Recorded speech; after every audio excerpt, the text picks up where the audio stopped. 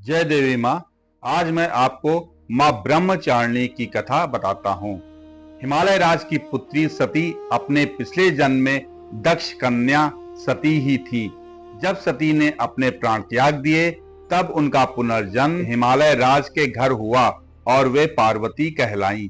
बाल्यावस्था से ही उनका मन एक ही संकल्प पर अडिग था, मैं केवल भगवान शिव को ही पति रूप में प्राप्त करूंगी। इसी उद्देश्य से उन्होंने कठिन तपस्या आरंभ की। प्रारंभ में वे फल, पुष्प और घास खाकर जीवन यापन करने लगी। फिर केवल बेलपत्र और नदी का जल ग्रहण कर तप में लीन रही। इसके बाद वर्षों तक बिना आहार जल के केवल शिव ध्यान में ही मग्न रही। उनकी कठोर तपस्या से शरीर भले ही क्षीण हो गया, परंतु उनकी श्रद्धा और भक्ति और अधिक प्रबल हो गई।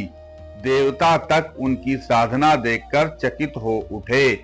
अंततः ब्रह्मा जी ने प्रकट होकर कहा, देवी, आपके इस अखंड तप और ब्रह्मचर्य के पालन से शिव अवश्य ही प्रसन्न होंगे। इस प्रकार पार्वती जी ब्रह्मचारिणी रूप में विख्यात हुई। यह रूप तप, त्याग और संयम का प्रतीक है। अंततः उनकी तपस्या से प्रसन्न होकर भगवान शिव ने उन्हें पत्नी के रूप में स्वीकार किया। ब्रह्मचारिणी का रहस्य, उनके दाहिने हाथ में जपमाला रहती है जो ध्यान और तपस्या का प्रतीक है।